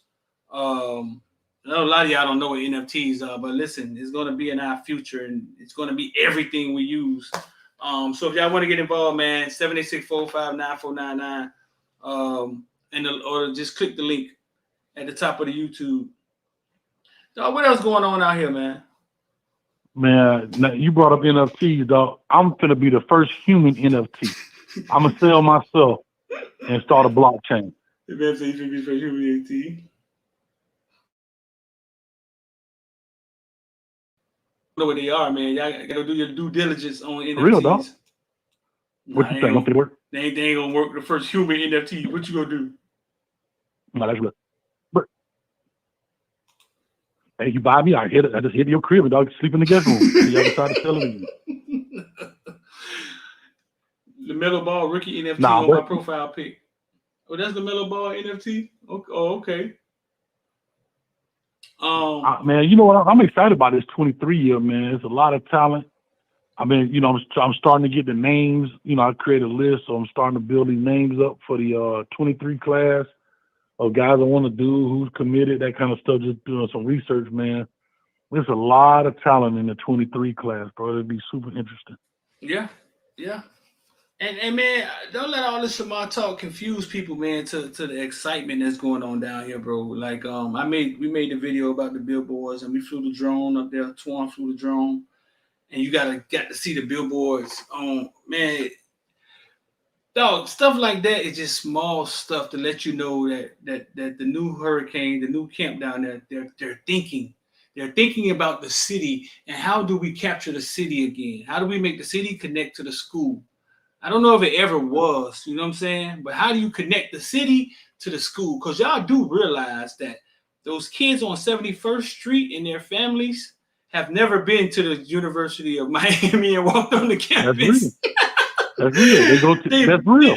Yeah, they don't even know where it's at. Like, if it wasn't for Google Maps, they probably couldn't find it. So we got to connect that to the community. And I think those billboards is a start, you know what I'm saying? I'm gonna say this though. I'm gonna say this, Streeter, not to cut you. I'm gonna say this about this. When I was at FIU and I wanted them to get Winky Flowers, right? Quentin Flowers, who ended up going to South Florida. The beast. Quentin Flowers. When we were at Jackson, Jackson right off 112, the highway. I was like, man, why we can't get a billboard that say I practice right here with this FIU stuff on pointing down, right? You know what I'm saying? Right. So that was a whole nother issue. But I'm going to tell you what Mario got. I can't say he got that idea, but the first person to do that was Greg Schiano out of Rutgers. Remember that Rutgers was getting all the Florida players? With Tim Brown, right? That's right. Tim Brown, Gary. I had a kid named Gary Watts. They brought a bunch of kids out of Rutgers. Greg Schiano, them boys came down here. NCAA made them take that junk down, man. For real? Yeah, because what they used to have is satellite camp, like Rutgers, West Virginia, when they were getting a lot of players from down here, they would do satellite camps down here, and they would do coaching clinics at like Pace High School. They would rent out like the Radisson Hotel in the ballroom, and they would come down and do coaching clinics and breakout sessions all over Miami, dog. And West Virginia used to come down here all the time when Rich Rod was there. Greg Schiano used to come down, and that's why, you know, of course, Ray Rice was the big name on that team, but there was a bunch of Florida talent up there. Yeah. Somebody else was talking about that the other day, that he was one of the first ones to do it. The FYFL football league down here, when they started the little kid football league, one of the first things they did was put a bunch of kids on the side of Flo Rida them. They put a bunch of kids on the side of a 18-wheeler, and the whole 18-wheeler had kids on the side of it. And then the next year they put them on billboards. So they had like the top 10 kids in the league, all age groups, on the top of a billboard. And I thought that was so cool. And people was like, man, it's just a billboard. I was like, what does Pop want to do for you? AYFL ever put anybody of your kids on the billboard? You know what I'm saying? Like, what do? They set up a system, they set up a schedule, and then you play. Marketing, bro. Yeah. And again, Flo Rida got the money to do it, right? Scott Lake Park ain't had no money. I remember back in the day, boy, we used to be selling all type of junk so we could play. Right. At Scott Lake, boy. Had more fundraisers than we did football practice. Right. I just put in the chat, man. One of our first NFTs we putting out. We're in the process, man. But we're in the process, man. And what we're gonna do is take some of the old footage of the things that we have, man, and we're gonna make NFTs out of them.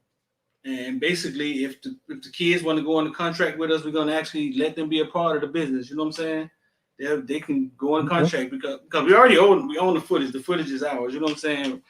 We've been making money on YouTube out footage forever. All the stuff that we shot and all this backlogs, we got some stuff back there, dog.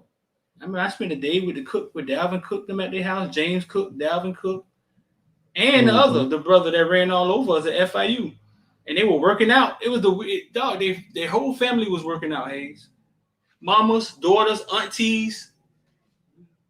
Bro, that's like back in the day with what's it called, man? But what's the name? What's his name? Was like a Dumerville family. It was like that.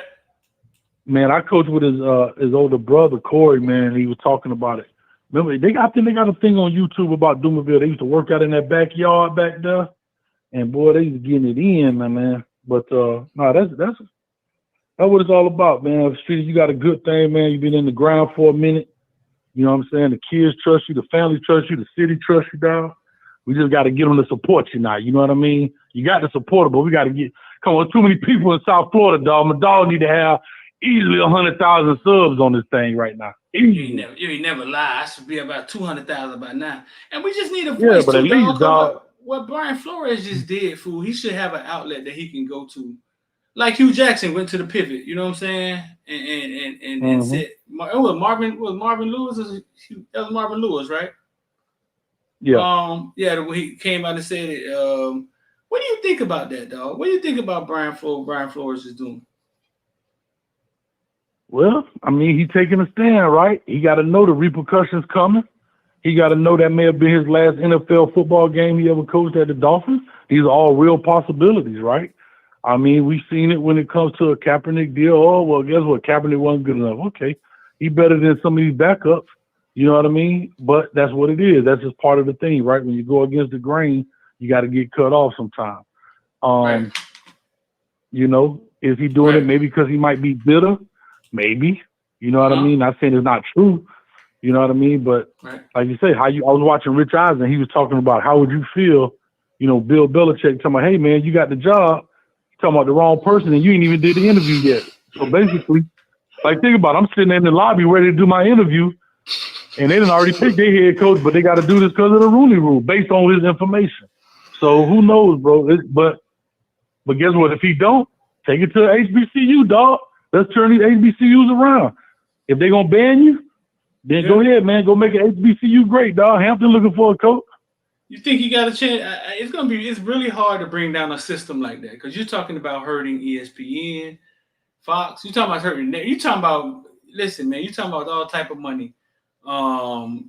If the NFL is damaged, it's hard to go up against the system. It is, but I tip my hat to his courage, because it doesn't matter whether he did it or didn't do it. The question is we're paying coaches to lose?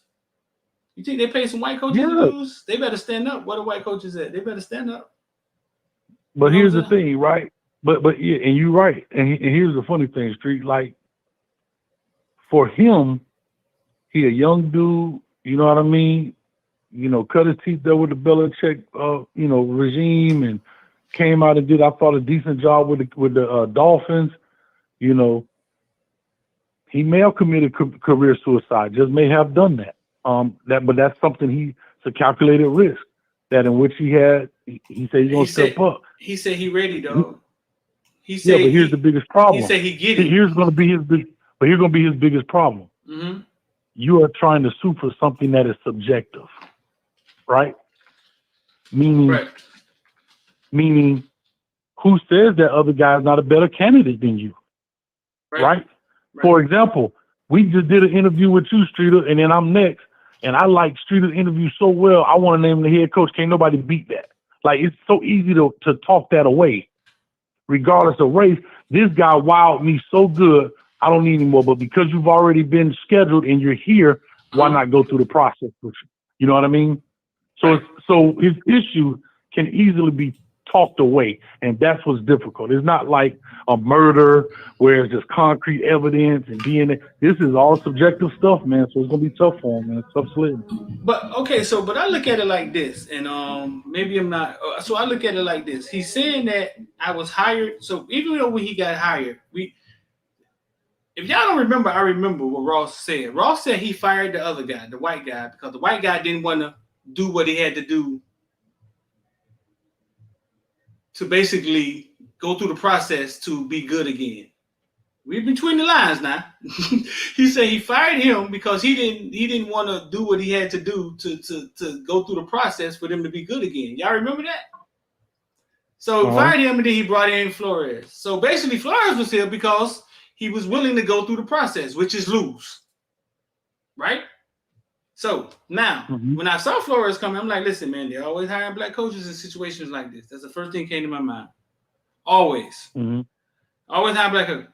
So now he's saying he was paying me to lose, right? So this is how I look at it. He was paying me to lose, which is unethical. It's unethical as fuck, right? It's just unethical. Like, everybody in the building is trying to win, all the fans in the stands hoping that you win, and the head guy is getting paid to lose, right?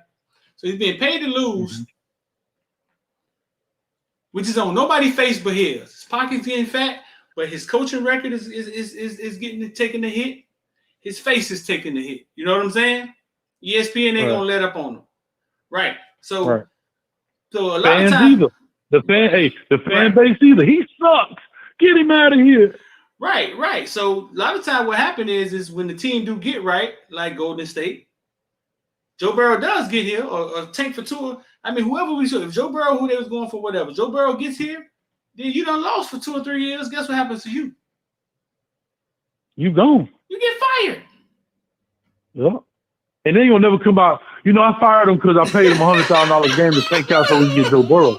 Right. So those losses are on your face. So it's almost like, how much do I want to sell my soul, right? And $100,000 ain't a lot of money for what you're telling me, because again, that goes against your record. My next job interview. Well, how did y'all lose? Like, you know, well, how did y'all just lose those 4 games? Was it that? I mean, you're trying to explain away. You basically got to make up lies of why y'all lost games, so you don't tell the truth to say I got paid off because I lost games. Right. But now, if here's what I look at. You got a perfect excuse right now if you want to lose games. Hey, Flores, check this out, bro. If I'm the owner, look, check this out. I need these games lost because I want to get this guy, Joe Burrow. This is what we're gonna do. We're gonna give you a big ass case of COVID. Don't come around the facility anymore, and hopefully these guys tank out because you're not the head coach, and we'll go from there. Now you have a legitimate excuse. It ain't really, it's on your name, but you got an asterisk by it because you were sick through a pandemic. you got at least you got some fire. Now you just taking $100,000 to say, yeah, I lost the game, man. Those teams were just better. Right. And that's big. He ain't the play caller. So now you got to tell the offensive coordinator to what? Hey, man, it's 3rd and 17, and I want you to run this fullback trap. Yeah, Coach? Or you got to play 2 quarterbacks. Was it before tour? Right. This was before tour? I don't know. I don't know the exact. Right. So what I'm saying is, so then you fast forward to him going to apply for the job, right? Interview this black dude because we have to, yada, yada, yada. And he finds out, damn, they just circumventing the running room. So he attacks the NFL and said, listen, this is systematic. They're systematically keeping us down. They're paying us to lose and still not giving us a fair chance when it's time to apply for the job. You see what I'm saying? I totally agree. Right. So it's not necessarily about that. You know what I'm saying? I don't think it's about whether the guy more qualified. He's saying, listen, they're playing us to lose. That is so loaded. That's so loaded, dog. Yeah, there's so much in there, dog. They're paying us to lose. So here's the question. Here's the question. Would the owner pay, if it was a white dude there, would the owner pay a white dude to lose just to get Joey Burrow? That's what I'm saying. Like, that's why I say it's so subjective. That's what's going to. Right. Maybe they know something we don't know. You just happen to be the dude on watch right now. Dog, but this is where it comes from, dog. We're gonna get up out of here. This is what people don't understand. The reason certain people do certain things for money or do certain things in situations a lot of times is because they've been deprived for so long. Once they get there, it's like, damn it, I'm here now. This is what this is. I got to take money to lose, but I always wanted to be a head coach. You know what I'm saying? You were so deprived. You know what I'm saying? You were so deprived to get there. It took you so long to get there. It was so hard to get there. You get there, and it's like, God damn, not this. Or sometimes people, when they get money, they do things for money that, man, you did that for money? It's because they never had money. You know what I'm saying? It's because they were so starved for so long that once you get a chance to get it, you might be willing to do anything. And then people look at it and say, man, where your morals? Where your values? Yeah. I don't know, bro. Like I said, it's going to be tough sledding for the dude, man. Because, like I said, even with the, like, for example, they can easily talk with, and I ain't even no lawyer, bro, and I'm just a coach just listening to it. And Bill Belichick texted the wrong dude. Text about the wrong thing. Okay. Well, when we go to the owners, listen, why have the interview with this guy? Because, like anything else, right? You can't tell me who I want to pick as my head coach. You can't tell, like, there's no governing body that says I have to pick this guy, that guy, right? Right. I can pick who I want. The same reason why Kaepernick didn't have a job was because you can't pick an owner. It's subjective to his talent level. We could say the dude could play. Well, guess what? I don't think he could play. How about that? Now what? Right. Just like Lamar Jackson. He's a receiver. He's a this, he's a that. One dude gave him a chance, and he proved him wrong. And that's why I say it's so hard. I don't think anything. He may get some settlement, just hush money or whatever the case may be. But I'm talking about real change. There's so many backdoor, closed door deals that go on with this stuff. He claimed he doing this for coaches. He claimed he finna take a stand, bro. On some Colin Kaepernick's. He said, yeah, he going to the door with this, man. Somebody said, listen, name some of the new up and coming coaches that they call geniuses. Who some of these coaches, man, that they OCs, head coaches, who some of the people they've called geniuses in the past? Todd McVay, right? Yeah, just because he got a photographic memory. He's a genius. Well, he's not a bad coach. I'm not knocking him. What's the Saints coach name? Sean Payton. Sean Payton. They called him a genius before, right? Yep. Sean Payton, genius offense. Belichick, We've all called him a genius, right? Mm-hmm. San Francisco 49ers, who they say started to run and shoot, which is a lie. Well, and you got to remember old guy, what his name is. Yeah, you got to remember what they constitute as genius too. Is a lot of guys, offensive guys, right? This game is all about scoring points now, being creative. It's an offensive-minded game, right? You're a genius because you can get the ball, bro. They ain't talking about these dudes that's threading the needles out here, man. I'm looking at some of these quarterbacks the way they throw. I'm like, God, dang. Well, that's it, like magic, don't it? Bro, I'm like, bro, you know how many people in the world wouldn't even attempt to throw that kind of football or to throw it in the places in which they throw it, and these people catch it. So Bill Walsh, yeah. Mm-hmm. Yeah, the game is changing, man. It's an offensive-minded game. The rules are showing you that, the way they do targeting and all that stuff. Think about it. This is the only penalty. That's the only penalty besides fighting you get ejected for in the spirit of the game. You get ejected for tackling somebody. They call Adam Gase a genius. A quarterback I hope guru to or some God, shit, right? Whoever did that, Adam Gase. Jesus They say Christ. Arizona coach. They call him a genius, right? Joe Brady, offensive genius. Cliff Kingsbury, a genius. They call Joe Brady a hold genius. on. I'm gonna do it like a Big Draco, like Soldier Boy. Cliff Kingsbury, the guy that was at Texas Tech, that had Patrick Mahomes, that went 7-4, got fired. Got fired and became the head coach of the Arizona Cardinals. Where they do that at? Where do you get fired from a college job that was mediocre and become the head coach in the NFL? Oh, my bad. Right. The Baylor coach. My bad. Matt Rule did it too. Somebody else. They said somebody else. Oh, the Harbaugh brothers. They called them geniuses, right? They've called them geniuses numerous times, right? Well, a lot of the guys they call geniuses, remember they take their teams to the highest level, right? So at the time, both of the Harbaugh brothers, they playing against each other in the Super Bowl and all that stuff. It's a football family. They played against each other in a the lot Super of Bowl? legacy there. Man, I forgot that. That's cool. they did play against each other. Huh? They played against each other in the Super Bowl. Yeah, you remember when the San Fran when they lost? That was Kaepernick. Oh, that was with Kaepernick. Yeah, that was with Kaepernick. Right. Yeah, Kaepernick was in the Super Bowl. And remember the daddy and the mama, they couldn't watch the game because they couldn't go against their sons and all that. Right, yeah. That's when Kaepernick.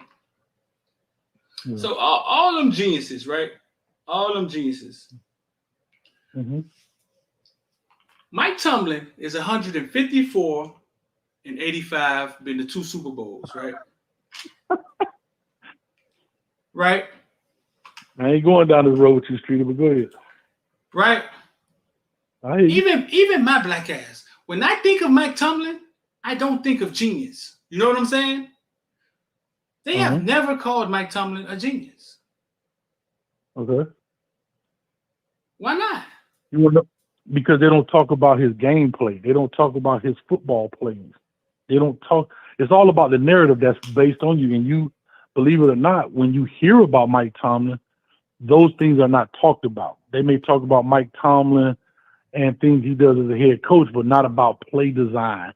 You don't ever hear them talk about Mike Tomlin, the way he creates this and understands mismatches. And he's a defensive guy, if I'm not mistaken, right? He's not an offensive dude. Why not? But I'm just saying, that's the narrative. Yeah, but that's the narrative, right? Bro, think about it. They crucified Mike Tomlin because he wore white Air Force Ones on the sideline. They was Nike, but because they was Air Force Ones, it was like, you know what I mean? They crucified him for that. Why not, dog? We saw Joe Brady one time with Tom Brady Part 2, Joe Burrow as his quarterback, win the championship, and they started calling him a hot shot, genius, young. How was Mike Tomlin named? They've never. You say that you're saying that they don't even talk about him and game planning and anything mental, anything cerebral. They don't relate him to. Why?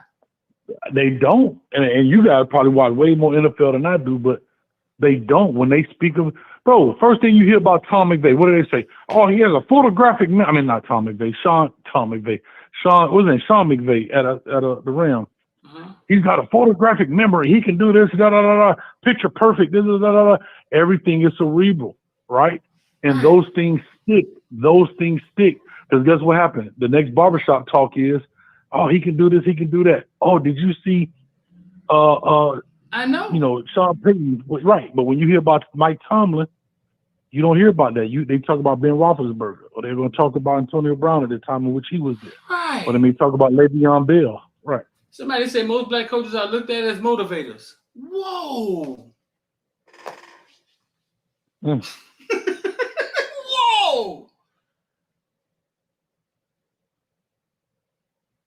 See, I can't see any comments. I'm just talking on the phone like we just having a conversation. So I can't see any of the comments. But dog, listen. They don't pay, so just go deeper down your rabbit hole. Why don't they talk about them like that? Can they see through one dude's brain? Do one dude have a see-through head and the other one don't? Looking, bro, whatever the narrative is in the production meetings when they come out, remember, like, these guys don't get on here. Skip and Shannon and them don't get on there and just talk like me and you, right? Mm-hmm. I just called in and we having a full conversation. Them boys have production meetings. All right, this is the outline. This is what we're going to kind of take. It may go off a little bit here and there, but if somebody in their ear, that little earpiece they got, all right, y'all going a little bit too far. You know, I mean, you're a little bit left of center now. You need to go ahead and, hey, you just get back on topic. You know what I mean? He's been the head coach of the Pittsburgh Steelers for 14 years. That in itself that in itself in the NFL is like he's a unicorn walking around the NFL. Why don't they call him a unicorn, Hayes? Why don't they say, hey, look, we got a unicorn. I buy no unicorn in the NFL. Well, like you said, I mean, look at the team he's at, too. The Rooney Rule started with Pittsburgh Steelers, the Rooney family.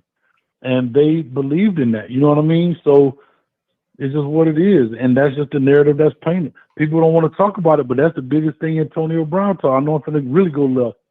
But that's what Antonio Brown talks about. People, the media, want to paint a narrative about you, and it sticks. You know what I'm saying? I ain't saying he helped perpetuate or whatever, but you're going to be whatever they mold you to be. Whatever these writers, whatever these writers and reporters say you are, what you're going to be to the public. Just that simple. Don say Byron Leftwich's offense dominated NFL for 2 years in a row. Only Brady got credit. Of course. Kansas City. Wasn't Eric Bieniemy calling the offense or close to the offense or doing something, right? Bro, let me tell you something, man. We can call it what we want to call it. And again, this is why it's subjective, why it's hard in the NFL to prove these things. But there's no way in the world Adam Gase should have got that job in the big. Think about this. He got the job in the biggest media market in New York. Right. The biggest media market in New York. He stunk the Dolphins up. It ain't like he came to the Dolphins, went somewhere else, and killed it as a coordinator. All right, let's give him a second chance. He learned better. And he did the same exact thing, if not worse, at the Jets. Then you give Joe Judge a job, right? Right. You give Joe Judge a job at the Giants, which is the same media market, playing the same stadium, the same everything. They stink it up. Right. Then you get Matt Patricia you fired Jim Caldwell, who take them to the playoffs. Give Matt Patricia the job. He stink that up. They can't wait to kick him out of there. 30 minutes after he fired, he back at the Patriots. And Brian Leftwich and Eric Bieniemy can't get a job. Right.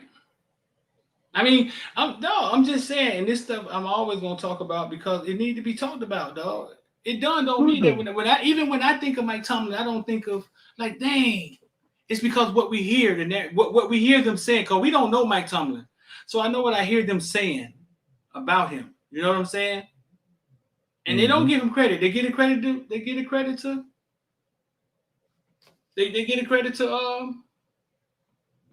his quarterback.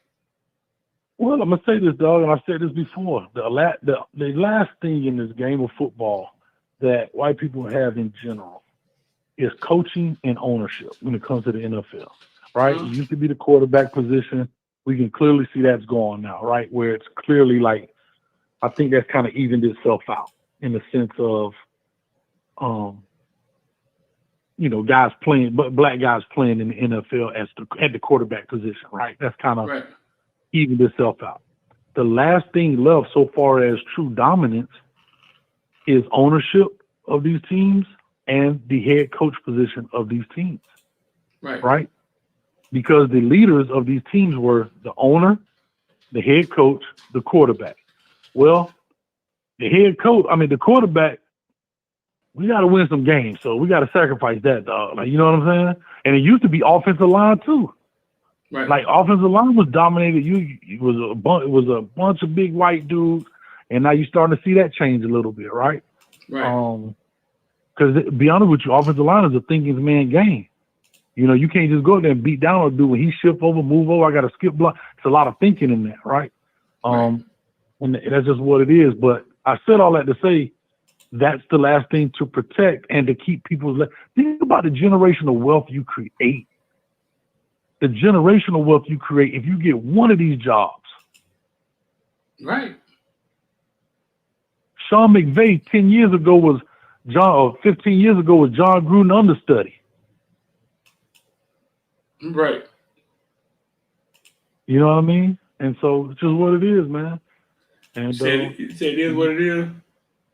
No, I'm saying that's what it is. Like, and so until another owner like the Rooneys, or even, to be honest with you, even like the Tampa Bay family, the Glazer family, you know what I mean? They've given a lot of young brothers opportunities. The Raheem Morris and the, just guys, just in general. I think they've been pretty fair. Now I understand they fired Tony Dungy. Everybody mad at that. Then John Gruden comes in and get to hold the trophy up. But but we always get the crappy jobs. Look at Lovie Smith. Lovie Smith get fired at 10-6 when he with the Bears because Green Bay beat somebody. He gets fired, can't get a job. Andy Reid get fired with Philadelphia going 4-12, and you got Michael Vick as your quarterback. He get a job at KC, and 2 days later, right? Not to knock you, not to say Andy Reid not a bad coach, but I'm just saying, you get a job 2 days later, bro. Lovie Smith can't get a job. He get it then when he goes. Where does he go? Tampa Bay. It was a crap job. Right. Right. Turn it around, and then let's fire the dude. Like Mark Jackson, right? Brian Flores. Same thing. But the craziest part is the being paid to lose part. That's the craziest part, dog. The crazy part is the what? You being paid to lose, and then they fire you. So let me ask you this, because I don't know. He did not accept the money, right? They say he never got any money from him. I don't know if he took the money. I know he said every time he won, the owner would get mad at him. I don't know if he took the money or not. You know what I'm saying? Because maybe they were just losing. You see what I'm saying? Maybe he was trying to win and they just lost. Right, because I know it was one thing on Rich Eisen he was talking about. One of his claims in the lawsuit is that the owner wanted Ross, what's his name, Ross, right? He wanted Flores to meet with a football player, but he wasn't a free agent. So technically Flores couldn't meet with him. So Flores gets invited to the owner's boat. As soon as he gets there, guess who's on the boat? That same player. So right. Flores says in the lawsuit, man, I'm out. He turned around and dipped right away because that's illegal, I guess. You know what I mean? And I don't know who the player was. Maybe it was a quarterback. Hell, I don't know. But I'm just saying, man. But look at Flores. Get a crap job, right? Pick up the crap job from the Dolphins. Adam Gase, pay it up. Who we get? He come in. Yeah, he lost a couple, but he started turning it around, pick it up, and he gone. What'd you say? And he's gone. And he's gone. And he's gone. And he's out of here. Yeah. So I don't know.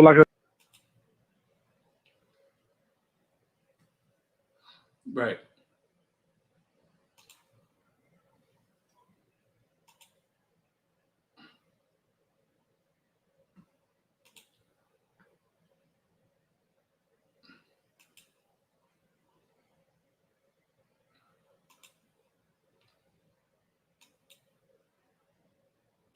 A Herculean task. So listen, man, I'm finna get up out of here, man. But before we get up out of here, dog,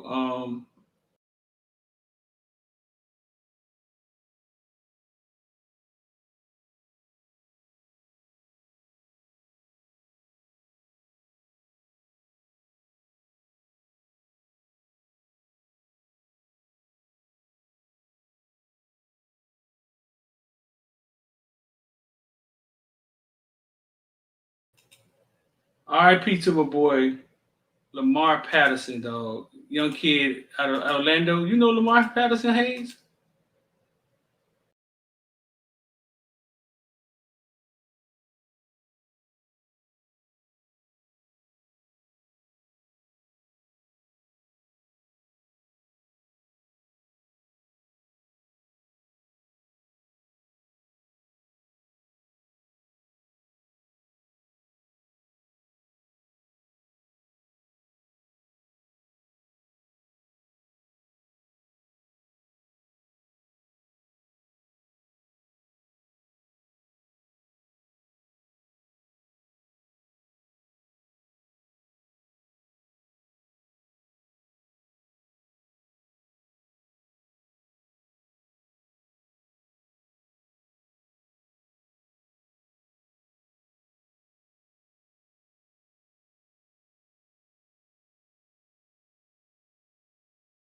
A car accident yesterday and died.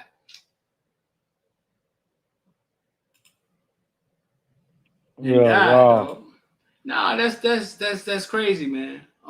That's crazy. Um, like I said, he had like 80,000 Instagram followers. He was playing for St. Francis. He had did a video with Destroying. Uh, he won offensive player. Him and Carson won offensive player of the game in the All-Star game. They came back and won the Florida versus Georgia game. Great kid, dog. Who Great did he play kid. for? Who did he play for? What team? I don't know who he played youth football, but that was an All-Star game. That was Florida versus Georgia All-Star game. When he came back and won that game. Him and Carson came back and Zion got hurt. Him and Carson came in the game. He came back and won that game. What was his name again? Lamar Patterson.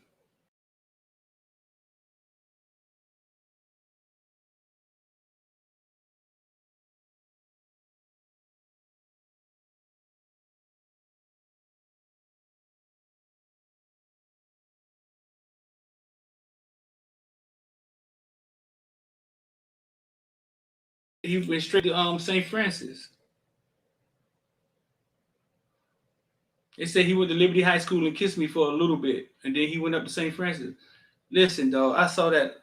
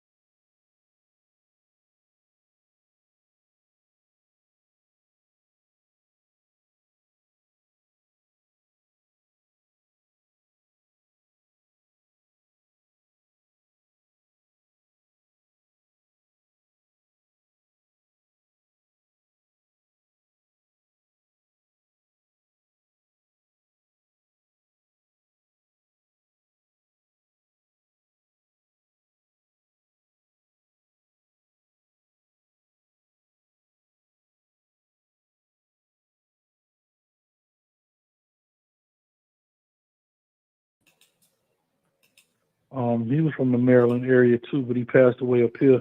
He had cancer. Yeah. I forget his name, man. It's hard to see them kids. You know, that's right. That's back to when we were talking about celebrating these kids on their big day, bro. Like, right.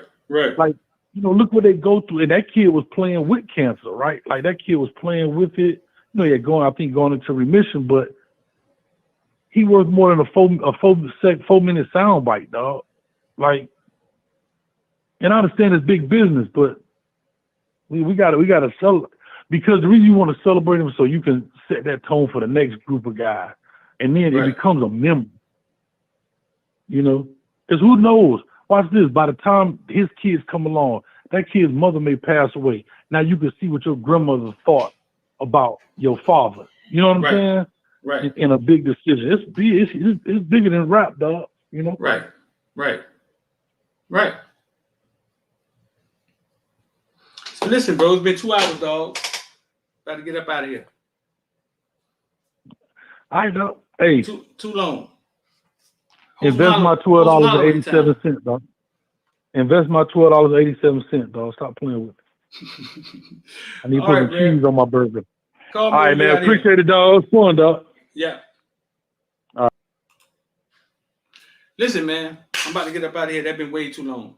786-459-9499. Footballville after dog coming back on. Man, y'all are wild, man. 786-459-9499, man. Y'all come holler at your boy. Here's a link. Y'all want to get down with IOD Squad? Y'all heard my boy, the first caller in here saying, man, IOD Squad, the best thing happened to him. Y'all heard him in here. Y'all want to get down with IOD Squad? Here's the number right there. And we gave y'all a sneak peek at the NFTs. One of our first NFTs we got coming out, man. We're going to attack this NFT game with all this content we have, this stuff we have. We're putting that all together, you know what I'm saying? Sitting down with some people, putting all the utility and everything together with it. But we just gave y'all a sneak peek at one. If y'all, you can actually make an offer on it, you know what I'm saying? But it's up to you. I'm D-Man, and I'm about to roll up out of here. I appreciate y'all. And can we just leave this shamar stuff alone, bro? Home is where the heart is. Give it some time. Maybe. We got Nigel Kelly, Cyrus Moss. Got some dogs. Let's roll with what we got, man. I'm out.